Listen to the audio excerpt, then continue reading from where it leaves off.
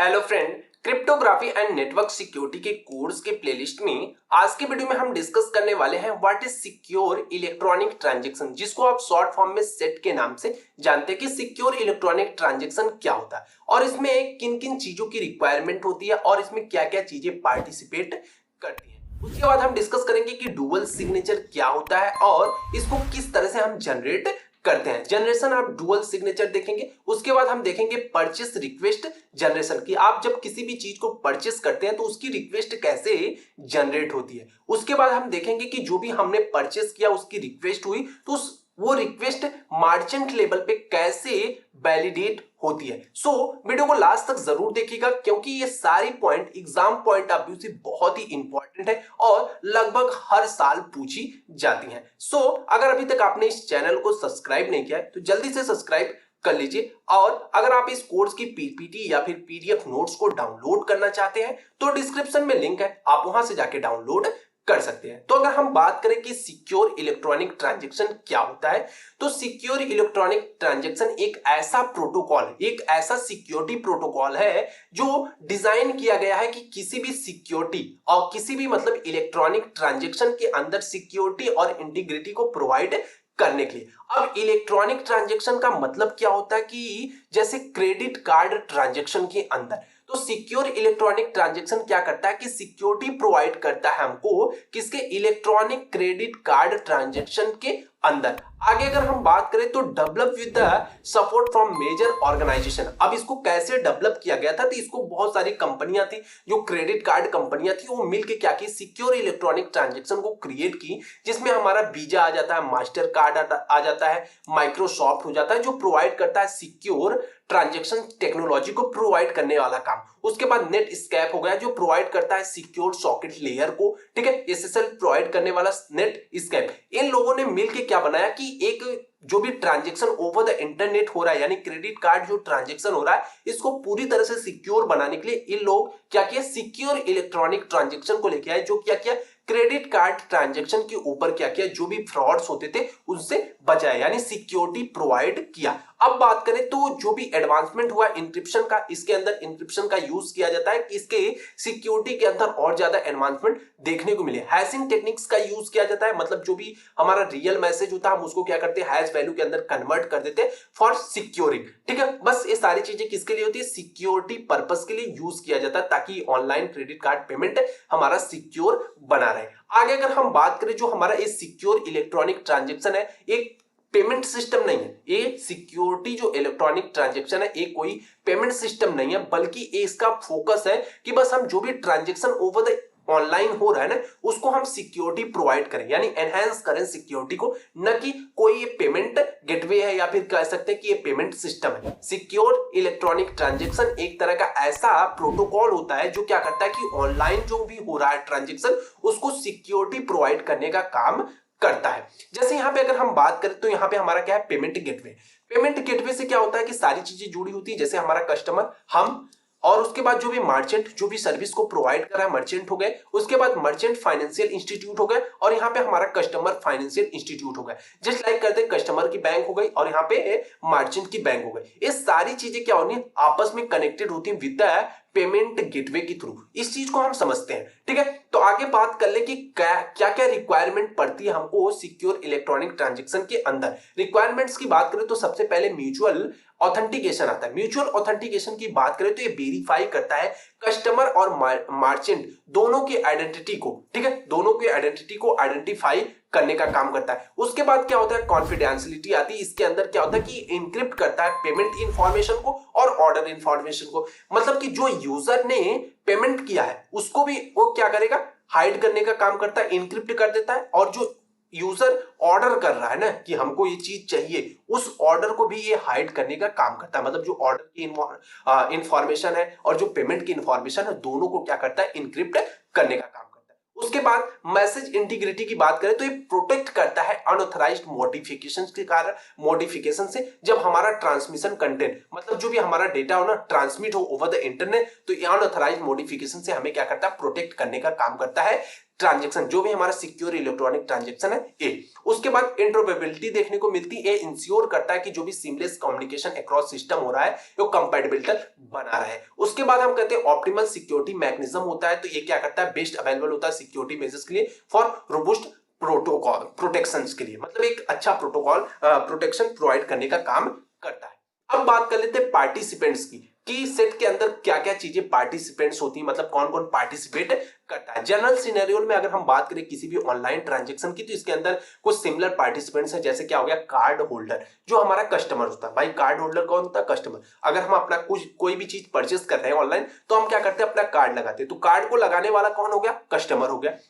उसके बाद इशूअर हो गया, मतलब कि जो इशू कर रहा है उस चीज को, कस्टमर फाइनेंशियल इंस्टीट्यूट, मतलब एक तरह से हमारी बैंक, जिस भी बैंक का हो गया वो हो, उस तरह से उसमें इन्वॉल्व हो गई, उस ट्रांजेक्शन के अंदर इन्वॉल्व हो गई, क्योंकि वो कार्ड जो इशू किया है ना, वो बैंक ने हमें किया है। ठीक है, बैंक यानी हमारी जो फाइनेंशियल इंस्टीट्यूट है, उसने क्या किया, हमें कार्ड को असाइन किया है, जिससे हम क्या कर रहे हैं कि अपने किसी भी ट्रांजेक्शन के लिए यूज कर पाए। उसके बाद सर्टिफिकेट अथॉरिटी का यूज करते हैं, जिसमें क्या कर रहा है कि अथॉरिटी फॉलो करता है standard and issue certificate like X509 का यूज करके। तो ये क्या करते हैं, सर्टिफिकेट अथॉरिटी भी इसमें इन्वॉल्व होती है, जो क्या करती है, किसी भी सर्टिफिकेट को अलाउ इशू करने का काम करती है। उसके बाद मार्चेंट होते हैं, मार्चेंट कौन होता है, जो क्या करता है, पेमेंट को रिसीव करने का काम करता है। उसके बाद क्या होती है, मार्चेंट फाइनेंशियल भी होती है। अब मार्चेंट भाई पेमेंट अपनी हाथ में तो लेगा नहीं, लेगा तो अपनी बैंक में, तो किस बैंक से जुड़ा है उसकी बैंक भी यहाँ पे अटैच हो जाती है। तो ये सारी चीजें क्या होती है कि एक सिक्योर इलेक्ट्रॉनिक ट्रांजेक्शन,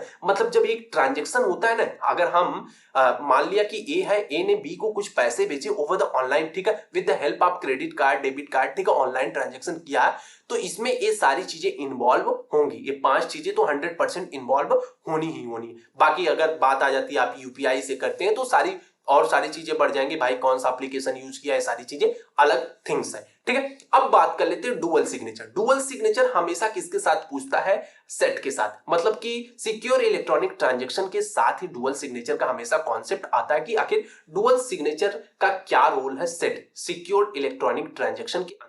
तो डुअल सिग्नेचर एक तरह का ऐसा कॉन्सेप्ट है जिसको हम सेट के साथ ही एक्सप्लोर करते हैं, और जिसका एम होता है कि कनेक्ट करे दो इंफॉर्मेशन पीस को, मतलब अगर दो डिफरेंट इंफॉर्मेशन पीस है ना, तो उनको एक साथ जोड़ने का काम करता है हमारा dual signature for two different receiver. और दो डिफरेंट रिसीवर के लिए, मतलब दो इंफॉर्मेशन को एक साथ करेगा दो रिसीवर्स के लिए। एक हमारा रिसीवर वो होगा जो क्या करेगा, मनी को सेंड करेगा, दूसरा क्या होगा, जो पैसे को रिसीव करेगा। दो हो गया, और दो इंफॉर्मेशन कौन सी हो गई, पहली इंफॉर्मेशन तो ये हो गई कि हमने पेमेंट, हमारी पेमेंट की इंफॉर्मेशन हो गई, दूसरी ऑर्डर की इंफॉर्मेशन हो गई। तो देख लेते हो, तो सबसे पहला कह रहा है कि ऑर्डर इंफॉर्मेशन फॉर मर्चेंट। ठीक है, मर्चेंट के लिए क्या करता है कि ऑर्डर इंफॉर्मेशन लेता है और पेमेंट इंफॉर्मेशन लेता है बैंक के लिए। तो इन दोनों चीजों को क्या करता है कि ये कंबाइन करने का काम करता है। अब बात कर लेते हैं कि कैसे हम डुअल सिग्नेचर को जनरेट करते हैं। तो जनरेट करने के लिए यहाँ पे आपको एक डायग्राम दिख रहा है, इस डायग्राम को हम समझे उससे पहले इसके अंदर जो पैरामीटर्स लिखे हैं ना, पीआई, ओआई, एच, इनको हम समझ लेते हैं ये क्या होते हैं। तो सबसे पहले अगर हम बात करें पीआई,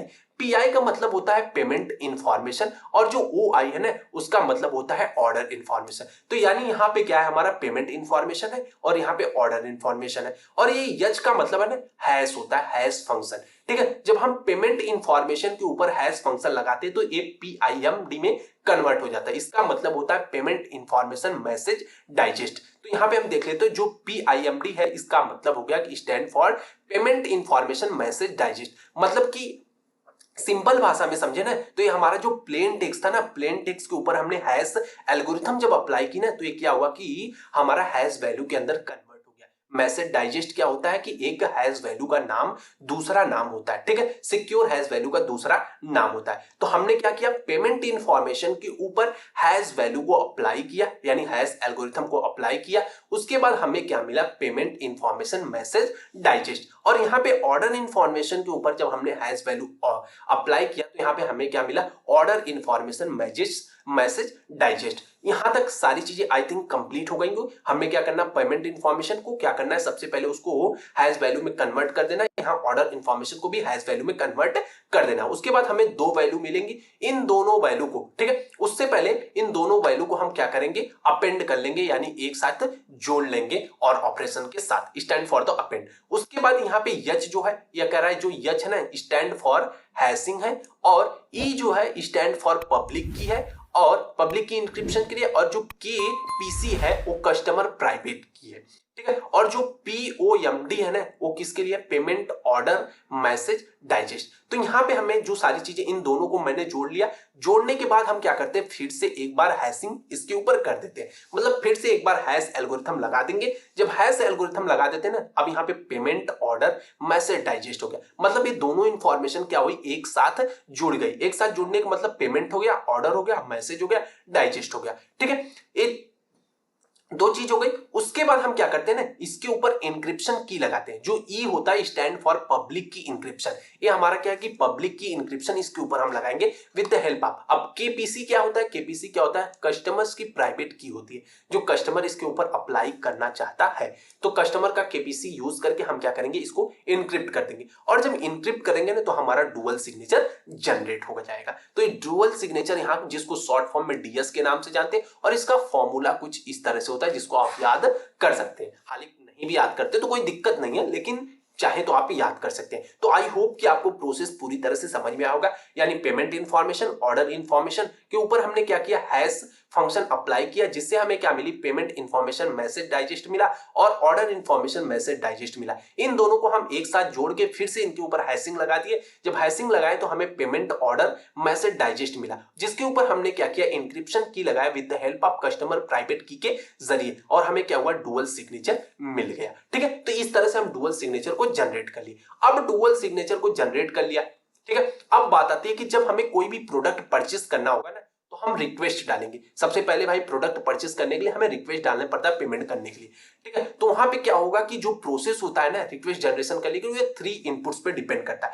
पहला कि पेमेंट इंफॉर्मेशन हमारे पास होनी चाहिए, उसके बाद क्या होती है कि डुअल सिग्नेचर होना चाहिए, और उसके बाद ऑर्डर इंफॉर्मेशन मैसेज डाइजेस्ट। तो भाई देखो, डुअल सिग्नेचर तो हमने जनरेट करना सीख लिया है। आगे की बात देखते हैं कि परचेस रिक्वेस्ट जनरेशन होता कैसे। तो इस डायग्राम को हम समझते हैं। इस डायग्राम के अंदर क्या है कि यहाँ पे हमारे पास तीन चीजें, जो हमने तीन चीजें यहाँ पे डिस्कस की थी, पेमेंट इंफॉर्मेशन हो गई, डुअल सिग्नेचर हो गई, और ऑर्डर इंफॉर्मेशन मैसेज डाइजेस्ट हो गया। ये तीन चीजें हैं। उसके बाद कह रहा है कि इसके ऊपर ईपी लग रहा है, केएस लग रहा है। इसका मतलब क्या होता है, इसको सबसे पहले हम समझ लेते हैं।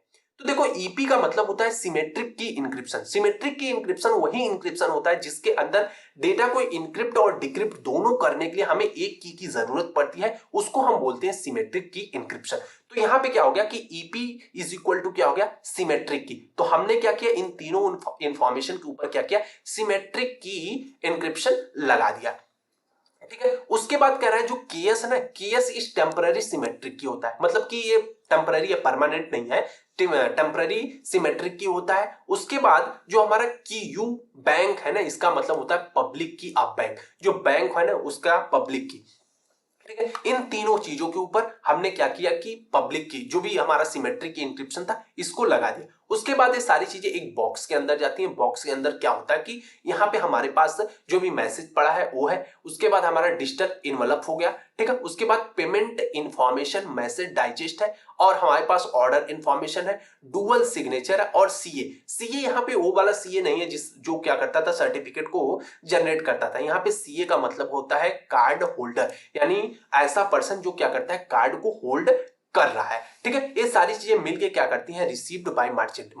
मर्चेंट क्या करता है, इन सारी चीजों को रिसीव कर देता है। जब इन सारी चीजें एक साथ आती तो मर्चेंट क्या करता है, रिसीव करता है कि उस रिक्वेस्ट को जनरेट करे, रिक्वेस्ट को जनरेट करे। यहां से क्या होता है कि रिक्वेस्ट हम लोग जनरेट किए, और ये क्या करता है, मर्चेंट इसको रिसीव कर लेता है कि हाँ भाई हमारे पास ऑर्डर डिटेल्स आ गई है, ठीक है। अब बात करते हैं, यहाँ पे कह रहा है कि जो डिजिटल इनवलप होता है इज इक्वल टू की के यू, ये इसका फॉर्मूला है, आप देख सकते हैं, ठीक है। उसके बाद हम बात करें कि payment request validation of the और मर्चेंट साइड।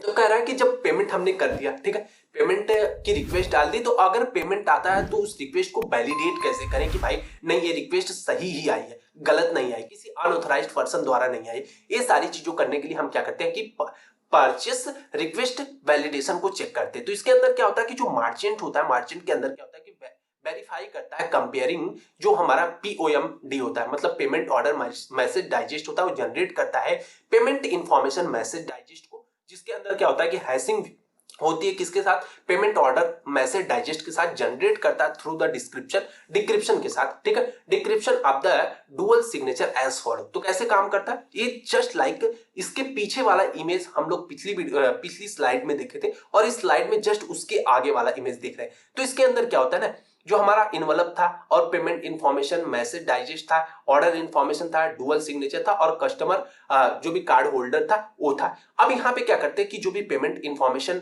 मैसेज डाइजेस्ट था इसको हम करेंगे अपेंड। किसके साथ अपेंड करेंगे, यहाँ सबसे पहले ऑर्डर इंफॉर्मेशन के ऊपर हम हैशिंग लगाएंगे, हैश लगा के इसको क्या करेंगे, कन्वर्ट कर देंगे कि ऑर्डर इंफॉर्मेशन मैसेज डाइजेस्ट। अब ऑर्डर इंफॉर्मेशन मैसेज डाइजेस्ट और यहाँ पे पेमेंट इंफॉर्मेशन मैसेज डाइजेस्ट को दोनों को एक साथ अपेंड करने का काम करेंगे। अपेंड करके फिर से इनके ऊपर हम हैशिंग लगा देंगे। जब हैशिंग लगाएंगे तो हमें क्या मिल जाएगा, पेमेंट ऑर्डर मैसेज डाइजेस्ट की वैल्यू मिल जाएगी। उसके बाद यहाँ पे हमारे पास डुअल सिग्नेचर था, डुअल सिग्नेचर के ऊपर और हमारे सीए के ऊपर जो भी कार्ड होल्डर था, इन दोनों को ऊपर हम क्या करेंगे, डिक्रिप्शन लगाएंगे। ठीक है, डिक्रिप्शन लगाने के बाद, ठीक है, डिक्रिप्शन लगाएंगे तो हमें क्या होगा, पेमेंट ऑर्डर मैसेज डाइजेस्ट मिलेगा जो कि दोनों एक दूसरे के इक्वल है। अगर ये दोनों एक दूसरे के इक्वल होते हैं मतलब जो भी हमारा रिक्वेस्ट पड़ा है वो हमारा क्या है, वैलिड रिक्वेस्ट पड़ा है। ठीक है, तो आई होप कि आपको अच्छी तरह से समझ में आया होगा कि सिक्योर इलेक्ट्रॉनिक ट्रांजैक्शन क्या होता है और डुअल सिग्नेचर कैसे जनरेट करते हैं। सो फ्रेंड, आज की वीडियो में बस इतना ही। अगर वीडियो पसंद आया हो तो लाइक कमेंट और सब्सक्राइब जरूर कीजिएगा। और हाँ, अगर आप इस कोर्स की पीडीएफ नोट्स को डाउनलोड करना चाहते हैं तो डिस्क्रिप्शन में लिंक है, आप वहां से जाके डाउनलोड कर सकते हैं। Thanks for watching the video. Thank you, bye bye guys.